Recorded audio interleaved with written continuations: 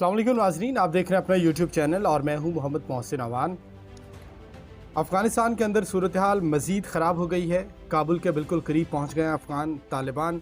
5 से 7 मील का फ़ासला जो अब तक की ताज़ा तरीन तफसीलात है उसके मुताबिक रह गया है और बहुत जल्द लगता यह है कि तालिबान काबुल का मुहासरा जो है वो कर लेंगे, उसका ऐलान कर दिया जाएगा। और जो दूसरे बड़े शहर हैं उनके ऊपर तालिबान कब्ज़ा कर चुके हैं।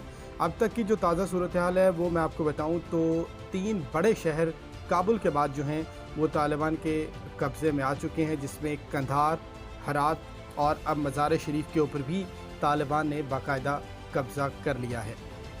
जितने बड़े शहर हैं वो तेज़ी के साथ तालिबान के कब्ज़े में आते जा रहे हैं और जो बड़े सूबे हैं, ज़्यादातर जो इलाके हैं वो तालिबान के कब्ज़े में आ गए हैं।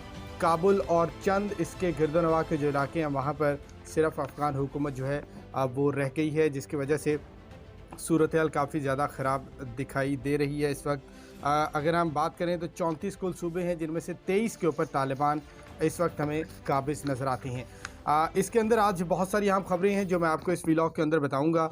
हम आपको बताएँगे कि जो वॉरलॉर्ड हैं, जिनको मार्शल बनाया गया था अफ़गान फ़ौज का, अब्दुल रशीद दोस्तम, जिनका बहुत अहम किरदार हमेशा से अफ़गानिस्तान के अंदर रहा है, जब भी जंग हुई है वो जनाब फ़रार हो गए हैं अफ़गानिस्तान से और कोई पता नहीं है किसको कि वह कहाँ पर फ़रार हुए हैं। इस हवाले से आपको बताएंगे और आपको बताएंगे कि भारतीय और जो अफ़गान हैं वो मिलकर पाकिस्तान के ख़िलाफ़ क्या ट्रेंड चला रहे हैं, क्योंकि जैसे जैसे अफ़गानिस्तान हाथों से सिरकता जा रहा है तो जो तकलीफ़ है वो बढ़ती जा रही है और वो सारा गुस्सा पाकिस्तान के ऊपर निकालने की कोशिश की जा रही है, नाकाम कोशिश की जा रही है और पाकिस्तान के ऊपर इल्ज़ामात लगाने का सिलसिला भी जारी है। और आपको बताएंगे तालिबान अफ़गानिस्तान से कितना दूर रह गए हैं और मज़ार शरीफ पर कब्ज़े का मतलब क्या है। ये एक चौथा बड़ा शहर है अफ़गानिस्तान का, काबुल, कंधार और हरात के बाद यहाँ पर कब्ज़ा कर लिया मज़ार शरीफ के ऊपर। और इसकी अहमियत क्या है, पहले तालिबान इसके ऊपर कब्ज़ा क्यों नहीं कर सके थे, ये भी आपको बताएंगे।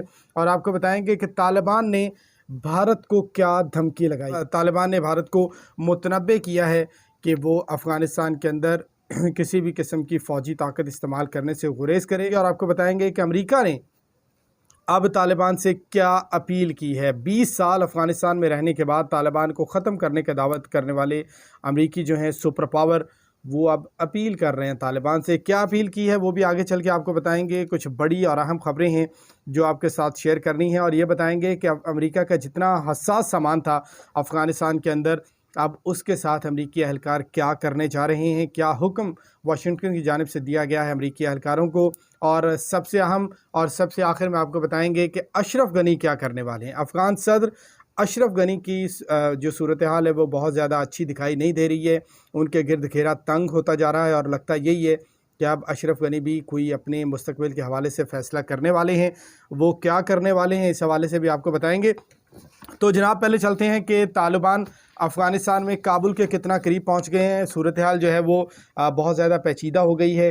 तालिबान 34 में से 23 सूबों के ऊपर कब्ज़ा कर चुके हैं। मज़ार शरीफ के ऊपर भी तालिबान ने कब्ज़ा कर लिया है और ये चौथा बड़ा शहर है अफ़गानिस्तान का जिसके ऊपर कब्ज़ा किया गया है। इससे पहले तालिबान मज़ार शरीफ के ऊपर गुज़िश्ता जो लड़ाई हुई थी उसके ऊपर कब्ज़ा नहीं कर सके थे, लेकिन अब उन्होंने कब्ज़े का ऐलान कर दिया है और बाकायदा तौर पर कब्ज़ा हो गया। जलालाबाद में तालिबान और फ़ौज के दरमियान कोई लड़ाई नहीं हुई और जलालाबाद के गवर्नर ने एक माहदे के तहत सरेंडर कर दिया। बहुत सारे शहर अफ़गानिस्तान के ऐसे हैं जहाँ पर बग़ैर लड़ाई के तालिबान कब्ज़ा करते हुए दिखाई दे रहे हैं। ये अच्छी बात है कि खून रेज़ी जो है उससे बचत हो रही है। आम अफ़गान जो है उसका खून नहीं बह रहा, ये बहुत तसल्ली बख्श है।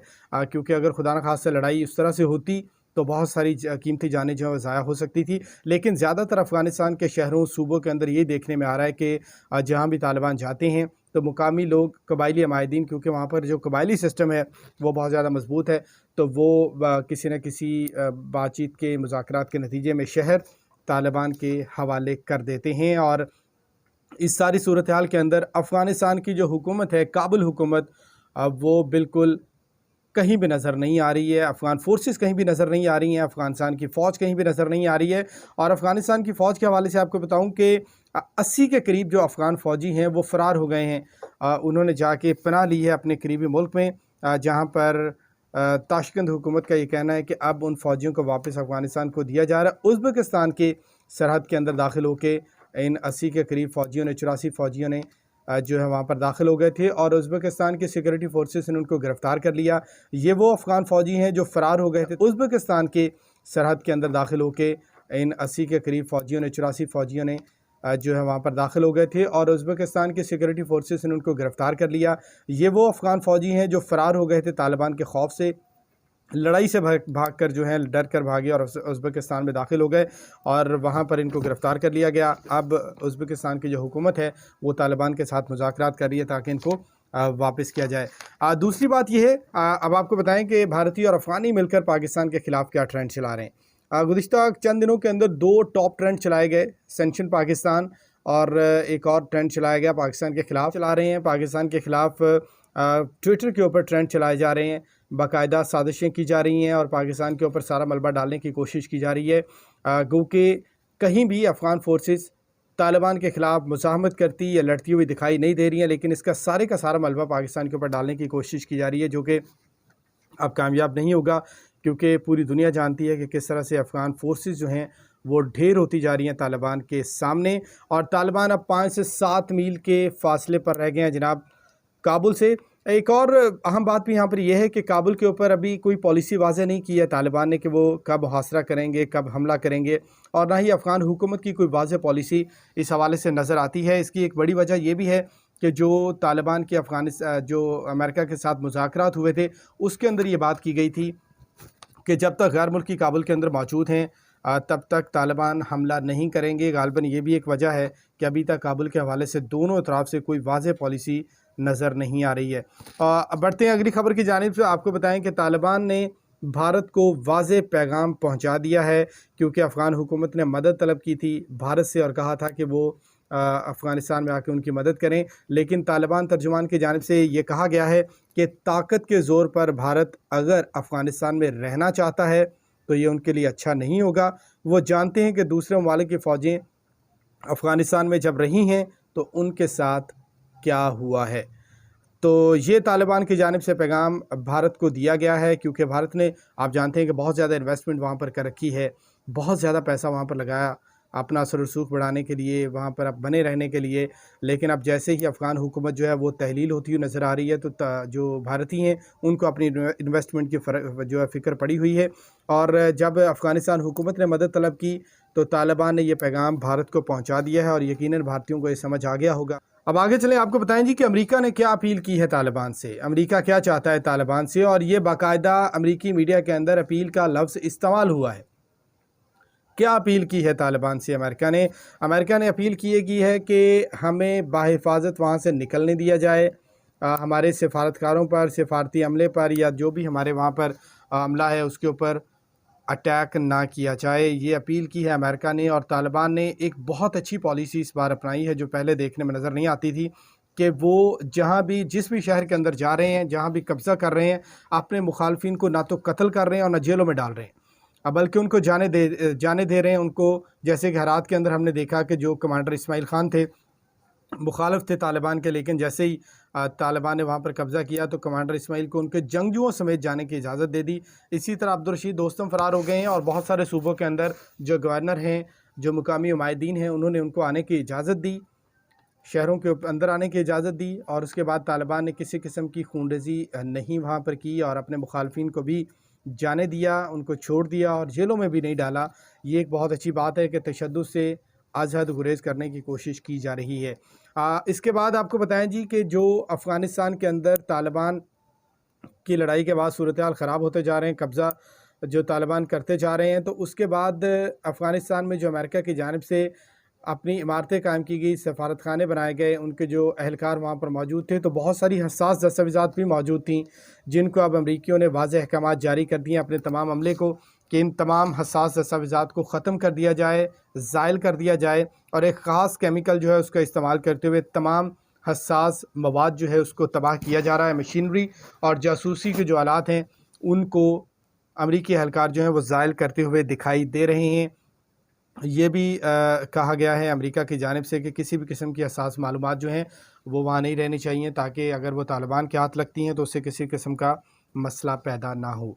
अब जी सबसे बड़ी और आखिरी खबर आपको बताएं कि अशरफ गनी क्या करने वाले हैं। अशरफ गनी کے حوالے سے صورتحال بہت زیادہ خراب ہوتی جا رہی ہے، ان کے اوپر دباؤ بڑھتا جا رہا ہے، کیونکہ افغان فوج کی جو مسلسل ناکامیاں ہیں اس کی ذمہ داری اشرف غنی پر ڈالی جا رہی ہے اور ان کے اوپر دباؤ بڑھ رہا ہے۔ اور ہمارے ذرائع یہ بتاتے ہیں، بہت سارے میڈیا ہاؤسز نے بھی اس کو کوٹ کیا ہے، بھارت کے اندر بھی، یورپی ممالک کے اندر بھی یہ کہا جا رہا ہے، تجزیہ کار یہ بات کر رہے ہیں کہ اشرف غنی کے اوپر جو دباؤ ہے وہ بڑھتا جا رہا ہے اور ان کی ناکام حکمت عملی کی وجہ سے افغانستان کی جو فورسز ہیں وہ تحلیل ہو گئی ہیں۔ اور ایک خبر یہ بھی ہے کہ اب اشرف غنی نے تمام اختیارات جو ہیں وہ نیچے اپنے لوگوں کو دے دیے ہیں، عبداللہ کو بھی دے دیے ہیں کہ وہ طالبان کے ساتھ مذاکرات کریں، اور خبر یہ ہے کہ کوشش یہ کی جا رہی ہے کہ کسی طرح کوئی سیٹلمنٹ ہو جائے اور افغانستان کے اندر جو کابل بچا ہے اسے بھی بغیر لڑائی کے طالبان کے ساتھ کوئی پاور شیئرنگ ہو جائے یا پھر بغیر لڑائی کے ان کے حوالے کر دیا جائے۔ لیکن آنے والے چند گھنٹوں کے اندر یا دنوں کے اندر آپ دیکھیں گے کہ اشرف غنی افغانستان چھوڑ دیں گے اور وہ وہاں سے نکلتے دکھائی دے رہے ہیں۔ ہو سکتا ہے، ممکن ہے کہ اپنے اہل خانہ کے ساتھ، اپنے فیملی کے ساتھ کسی دوسرے ملک میں جو ہے وہ چلے جائیں، لیکن عبدالرشید دوستم جن کی ہم نے پہلے بات کی، اب وہ وہاں سے فرار ہو گئے ہیں۔ جیسے ہی مزار شریف کے اوپر قبضہ ہوا، آخری اطلاعات کے مطابق ان کو ایک ہیلی کاپٹر میں بیٹھ کے جاتے دیکھا گیا، لیکن وہ انہوں نے کابل میں ابھی تک لینڈ نہیں کیا ہے۔ تو اس کا مطلب یہ ہے کہ اگر وہ کابل میں نہیں گئے تو وہ کسی ہمسایہ ملک میں چلے گئے ہوں گے یا کوئی سیف زون ہوگا ان کا۔ ممکن ہے کہ وہ کسی ازبکستان، تاجکستان یا ترکمانستان کسی قریبی ملک میں، ہمسایہ ملک میں جائیں اور وہاں سے ترکی چلے جائیں یا کسی بھی دوسری جگہ پر جہاں پر وہ جا سکتے ہوں۔ لیکن اشرف غنی بھی آنے والے چند دنوں کے اندر افغانستان چھوڑتے نظر آ رہے ہیں، کیونکہ صورتحال بہت زیادہ خراب ہے۔ جلال آباد کے اوپر بھی طالبان قبضہ کر چکے ہیں، governor house, intelligence, police headquarter اور دیگر تمام اعلیٰ جو عمارتیں ان کے اوپر قبضہ کیا جا چکا ہے۔